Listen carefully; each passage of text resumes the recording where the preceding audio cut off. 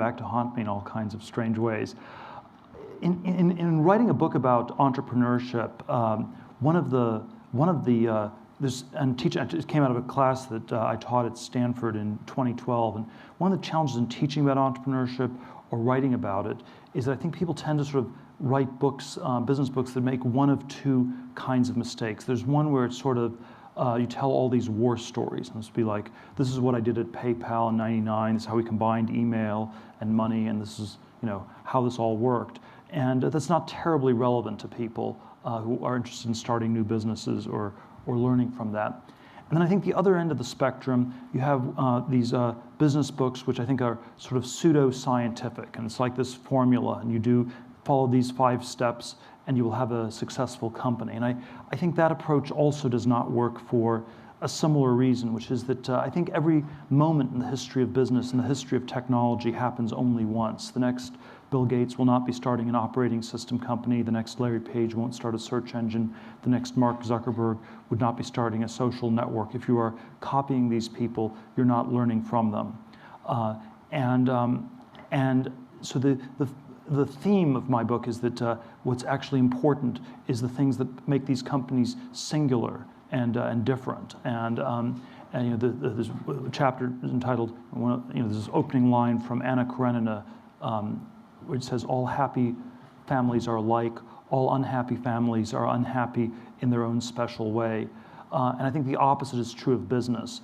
All happy companies are different, all unhappy companies are alike in that they've failed to escape the sameness that is competition. And the title of the chapter, of one of the chapters is "All Happy Companies Are Different."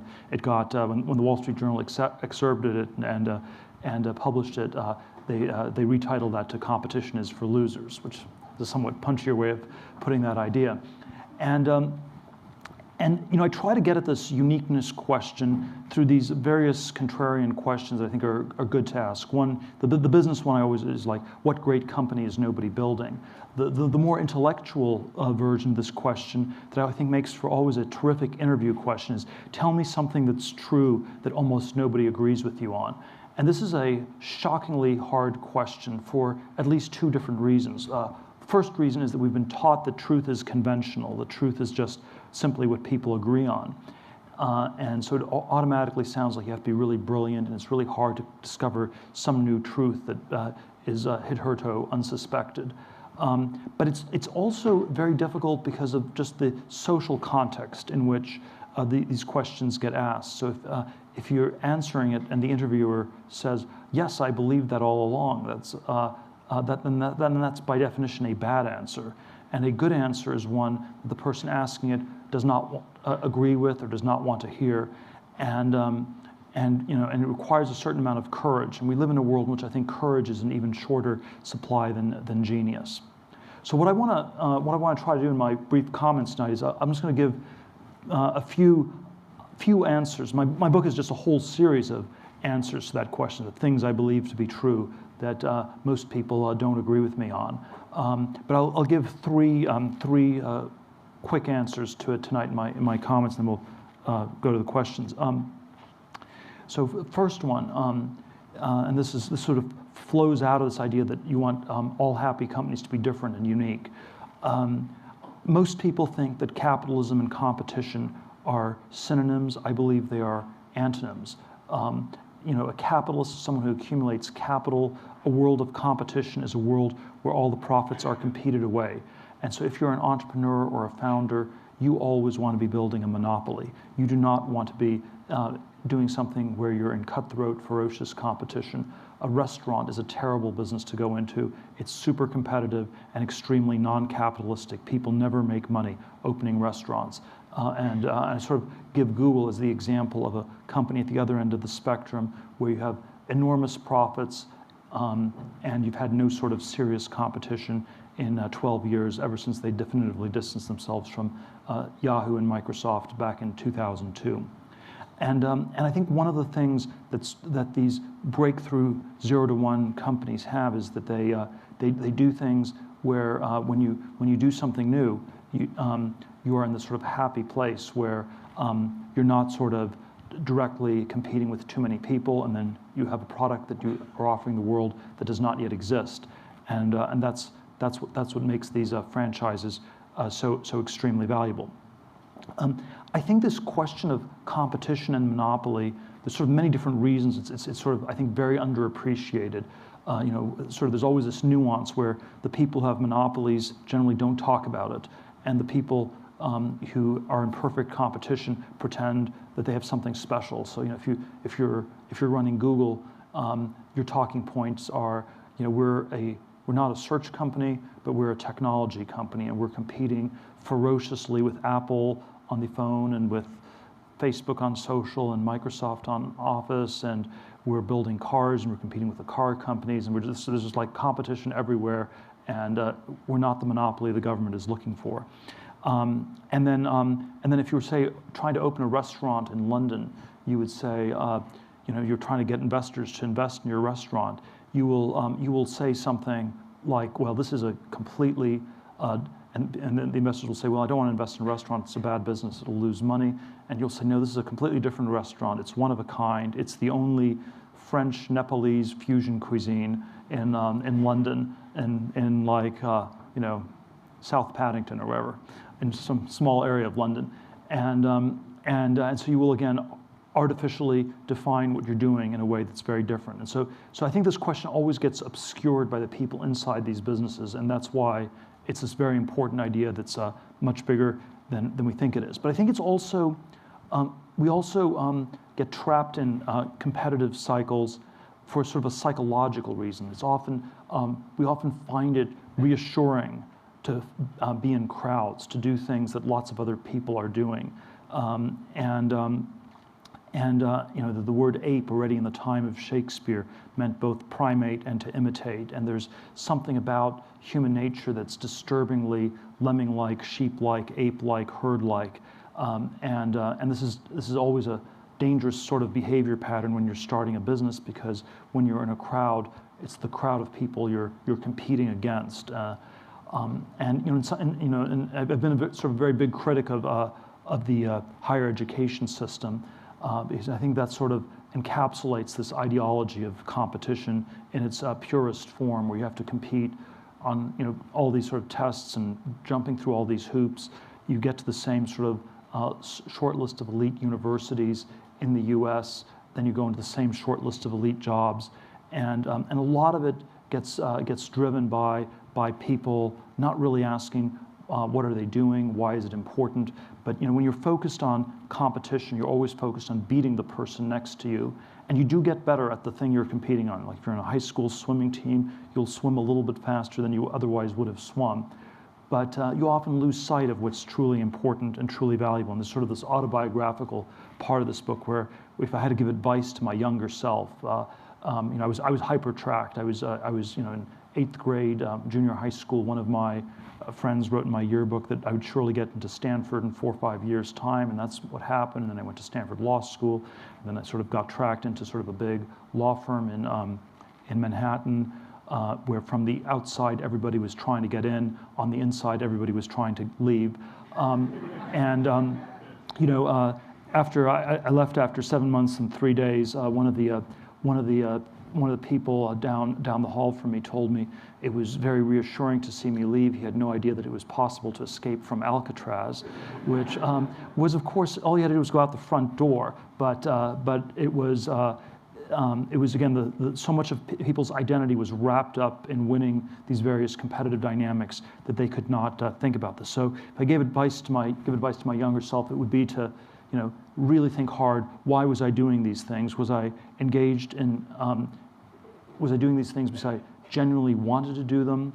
Or was it simply a sort of a prestige status game that I was playing, and I think if I was honest, that there was way more of that going on. And there's, I think, a lot of that going on with a lot of us that we should always think hard about doing less of.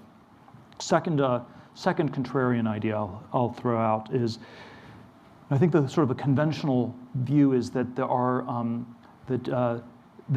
not that many answers left to this question. What's true that nobody agrees with you on? We believe that all these truths have already been discovered in the past, And maybe there's still some things, but they're just about impossible to figure out. And so there are conventions that we understand, there are mysteries that nobody can figure out. But I, by contrast, think there still are a lot of things left on an intermediate level. There are a lot of things that I call secrets, which are truths that are hard but possible to discover. And I think there is always a secret at the core of every great business. There's some sort of research program that, or some area that people are really, really focused on. They think about really hard, and it sort of advances their thinking to the point where they get an understanding about something that other people do not yet have. At PayPal, we were very interested in sort of the cryptocurrencies and encryption technology and currencies, and could they be intersected? Could you build a new digital currency? This was a question that animated us tremendously. We didn't quite succeed in building one at PayPal, even though we had T-shirts that said that we're going to be the new world currency. We didn't quite succeed in that goal. But that sort of a in-depth, substantive focus actually did help us think really hard about how do you architect a new payment system, how do you do certain things differently, and it was a key part of inspiring us. And I think there are sort of many secrets left, and this is something we generally do not understand, and it's not obvious where one should look. If you were living in the 17th or 18th century, you could look at a map and there were empty spaces left on the map, and you could become an explorer and go and discover those places. So there was sort of a natural geographical sense in which there were secrets left. Or in the 19th century, there were still places in the periodic table of elements that were empty, and you could sort of do some basic chemistry and find some secrets. And there's sort of a sense that maybe geography or chemistry are fields that are, basic chemistry and geography are sort of fields that are closed. But I think most fields are not like that. I think most fields are still ones where there's tremendous amount of innovation possible. Certainly this is true in the computer field, where we've seen massive innovation in recent decades in the world of bits, computers, internet, mobile internet, that whole ensemble. I think we've seen less innovation in the world of atoms, transportation, energy, clean energy, biomedical, biotech, space travel, all the kinds of things people thought about in the 50s and 60s. But I think it's not because there's some law of nature that it's hard to innovate or impossible to innovate in these areas. It's just that there's sort of been this cultural change where we haven't tried as much, and we, it's sort of there's a lot of this has a self-fulfilling character. If you think that you can't find a secret, then you're not going to try, and you will not look, and you will not be a person who ever finds one, and so failure, pessimism can have a self-fulfilling character. As conversely, if you think there's a lot to be discovered, progress can accelerate and more things can happen. So second sort of contrarian truth that I believe to be true is that there actually are many secrets left to be discovered. Third idea, and this one's maybe a little bit bigger picture. I think that in a successful 21st century, this century is going to be a great and peaceful century. I think there are two big trends that have to continue. There's a trend of globalization and a trend of technology. And I think it's always important to think of these two things as very different. Globalization involves copying things that work, horizontal growth, extensive progress, going from one to N.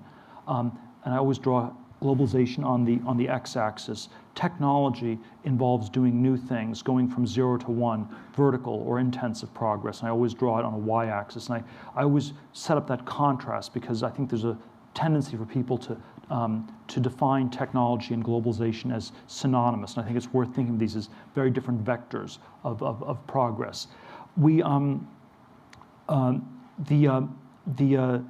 And if we sort of think about the last 200 years, there have been many periods where we've had one or the other or both, which again underscores how they're different. The 19th century, you had tremendous amounts of both globalization and technological progress. You had both in the 19th century.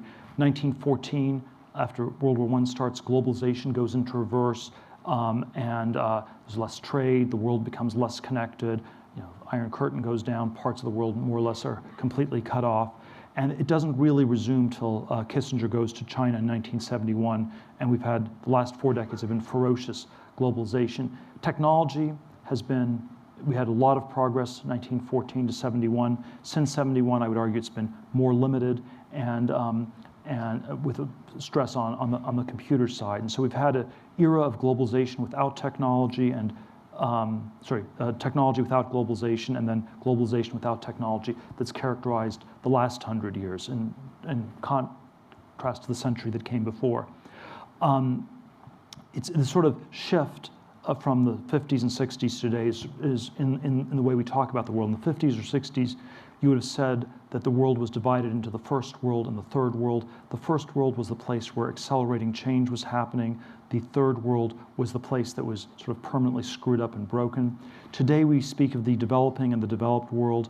The developing world is that part of the world that will copy the developed world, and it's sort of this convergence theory of globalization. China is the epitome of it. It has a very straightforward plan for the next 20 years. It's just going to copy everything that works in the West. It'll skip a few steps, but it has a very straightforward plan ahead of it. But this developed dichotomy, while it's sort of pro-globalization, is also implicitly anti-technological, because it tells us that we are living in the part of the world that is developed, that is done, that is finished, where nothing new is going to happen, that's stagnant, where we can expect nothing to change, where we can expect the younger generation to do no better than their parents, maybe worse. And I think this is a conception of our world that we should resist very strongly.